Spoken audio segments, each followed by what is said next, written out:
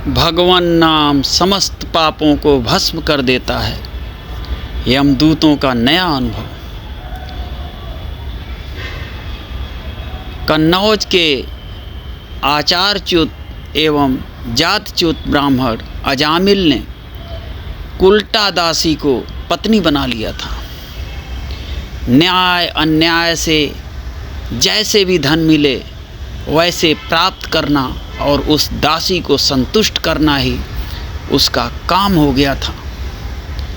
माता पिता की सेवा और अपनी विवाहिता साध्वी पत्नी का पालन भी कर्तव्य है, यह बात उसे सर्वथा भूल चुकी थी।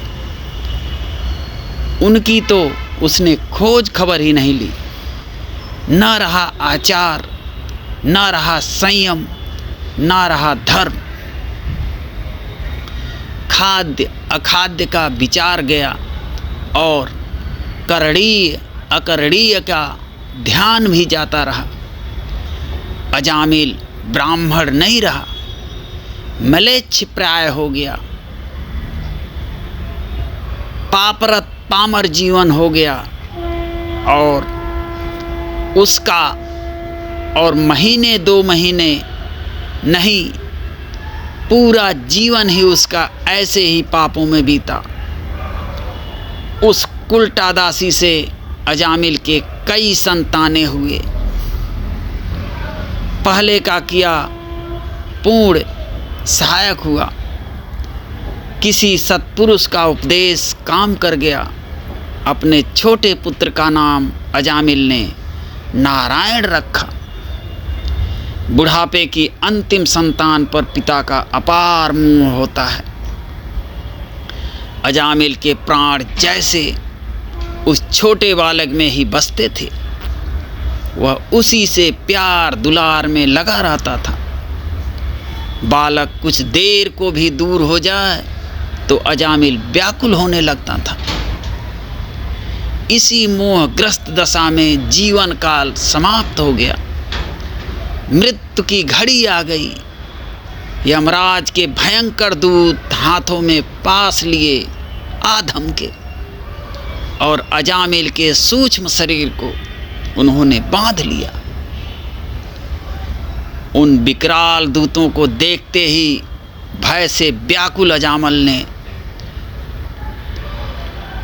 पास खेलते अपने पुत्र को कातर स्वर में पुकारा, नारायण नारायण नारायण। एक मरणासन्न प्राणी की कातर पुकार सुनी। सदा सर्वत्र अप्रमत्त अपने स्वामी के जनों की रक्षा में तत्पर रहने वाले भगवत पार्षदों ने और वे दौड़ पड़े। यमदूतों का पास उन्होंने छिन्न भिन्न कर दिया, बलपूर्वक दूर हटा दिया। यमदूतों को अजामिल के पास से बेचारे यमदूत हक्के बक्के देखते रह गए। उनका ऐसा अपमान कहीं नहीं हुआ था।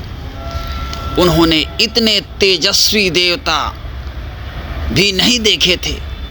सबके सब इंदिवर, सुंदर, कमल लोचन, रत्नाभरण भूषित, चतुर्भुज, शंख चक्र गदाधारी, पद्म लिए, अमित तेजस्वी इन अद्भुत देवताओं से यमदूतों का कुछ वश भी नहीं चल सकता था। साहस करके वे भगवत पार्षदों से बोले, आप लोग कौन हैं? हम तो धर्मराज के सेवक हैं। उनकी आज्ञा से पापी को उनके समक्ष ले जाते हैं। जीव के पाप पुण्य के फल का निर्णय तो हमारे स्वामी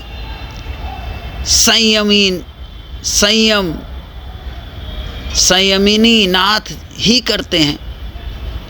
आप हमें अपने कर्तव्य पालन से क्यों रोकते हैं? भगवत पार्षदों ने तनिक फटकार दिया, तुम धर्मराज के सेवक सही हो, किंतु तुम्हें धर्म का ज्ञान ही नहीं है। जानकर या अनजान में ही जिसने भगवान नारायण का नाम ले लिया, वह पापी रहा कहाँ। संकेत से, हंसी में, छल से, गिरने पर या और किसी भी बहाने लिया गया भगवान नाम जीव के जन्म जन्मांतर के पापों को वैसे ही भस्म कर देता है जैसे अग्नि की छोटी चिंगारी सूखी लकड़ियों की महान ढेरों को भस्म कर देती है। इस पुरुष ने पुत्र के बहाने ही सही मेरा नाम तो लिया। जो मेरा एक बार नाम ले लेता है वो पापी कहाँ रहा है? यमराज ने बताया। दूतों की बात सुनकर यमराज ने हाथ जोड़ लिए।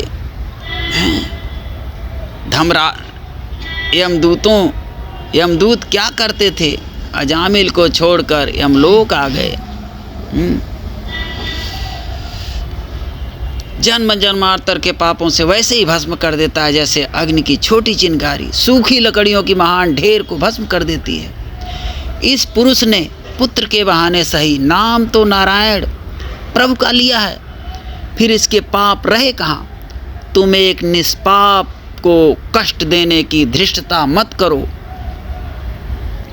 यमदूत क्या करते? वे अजामिल को छोड़कर यमलोक आ गए और अपने स्वामी के सम्मुख हाथ जोड़कर खड़े हो गए। उन्होंने उन धर्मराज से पूछा, स्वामिन, क्या विश्व का आपके अतिरिक्त भी कोई शासक है? हम एक पापी को लेने गए थे, उसने अपने पुत्र नारायण को पुकारा, किंतु उसके नारायण कहते ही वहाँ कई तेजों में सिद्ध पुरुष आधम के उन सिंधों ने आपके पास तोड़ डाले और हमारी बड़ी दुर्गति की। वे अंततः हैं कौन जो निर्भय आपकी भी अवज्ञा करते हैं? दूतों की बात सुनकर यमराज ने हाथ जोड़कर किसी अलच्छ को मस्तक झुकाया। वे बोले, दयामय भगवान नारायण, मेरा अपराध क्षमा करें। मेरे अज्ञानी दूतों ने उनके जन की अवहेलना की है।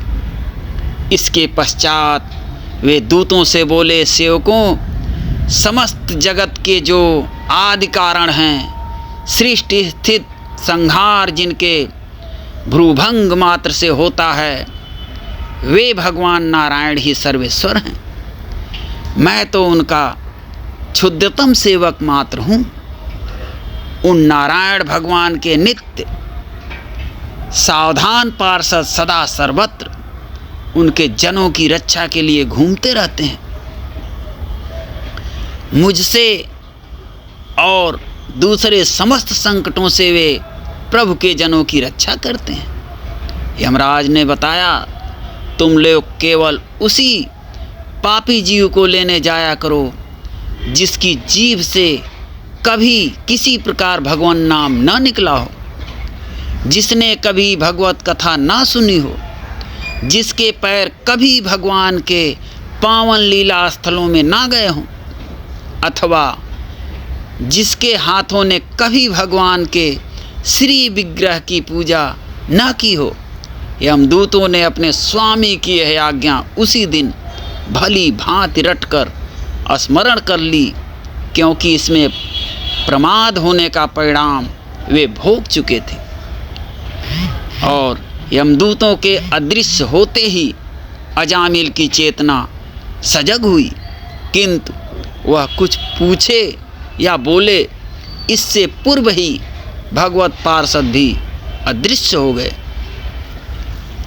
भले भगवत पार्षद अदृश्य हो जाएं, किंतु अजामिल उनका दर्शन कर चुका था। यदि एक क्षण के कुसंग ने उसे पाप के गड्ढे में धकेल दिया था, तो एक क्षण के सत्संग ने उसे उठाकर ऊपर खड़ा कर दिया। उसका हृदय बदल चुका था, आसक्ति नष्ट हो चुकी थी।